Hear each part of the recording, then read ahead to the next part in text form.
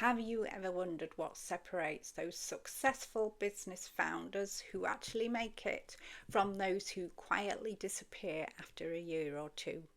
It's not luck, it's not money, and it's definitely not who shouts the loudest. It's four simple things. The real foundations that every successful founder has in common, whether they're running a small business, a community project, or a growing community interest company. Get these right, and you'll not just survive the chaos of the early years, but you'll thrive with balance, with clarity, with purpose and control. The first trait is clarity of purpose, and this is founders who know exactly why they're doing what they're doing. It's not just about income, it's about impact. So when your purpose is clear, every decision becomes easier. Where to focus, what to say, who to say no to, and how to keep going when things get tough.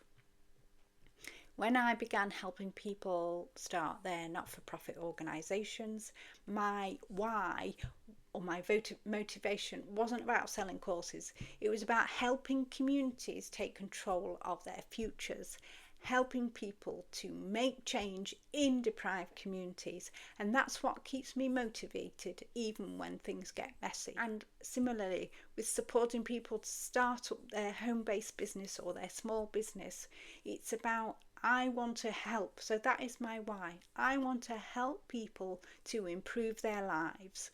I want to help people to be independent, to have freedom. So if you can't explain what you do and why it matters in one or two sentences, then clarity is your first task.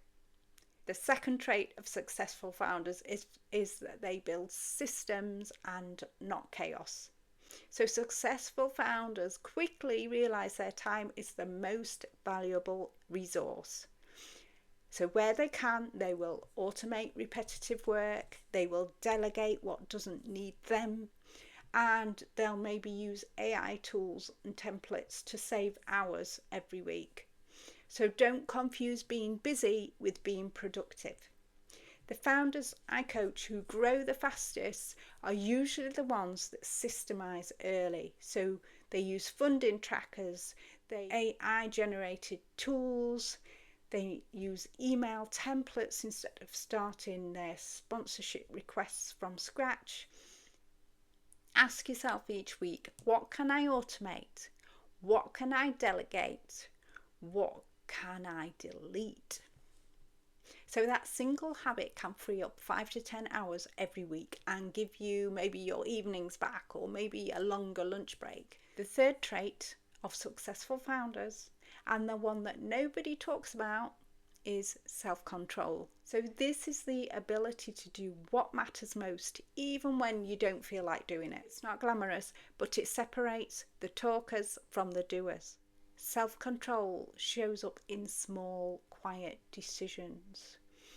Choosing your morning walk over watching morning TV.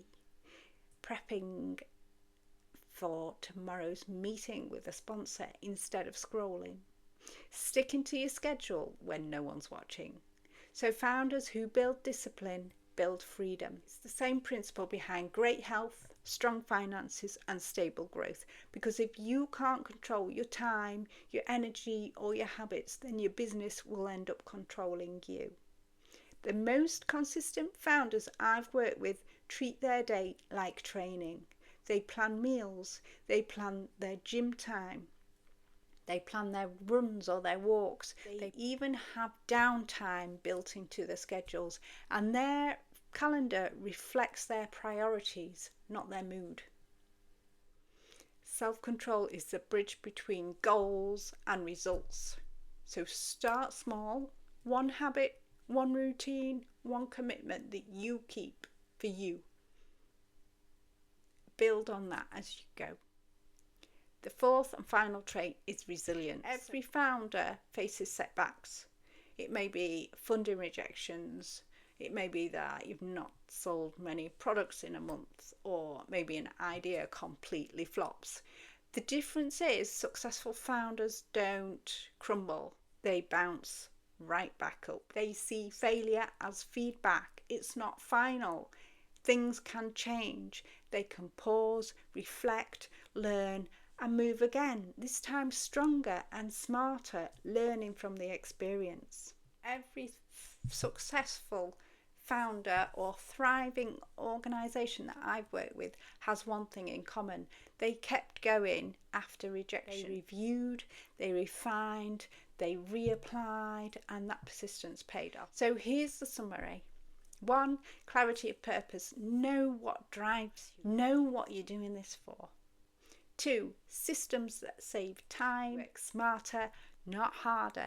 Being busy doesn't mean being productive. Number 3, self-control. So discipline creates freedom.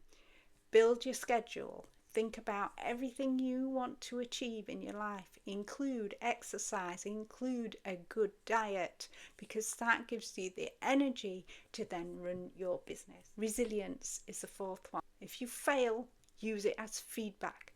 Use it as a learning experience. Move forward and adapt. If this video helped, please give it a like and subscribe. Every week I share practical ways to build a meaningful business or a not-for-profit organisation that actually works. Thank you for listening.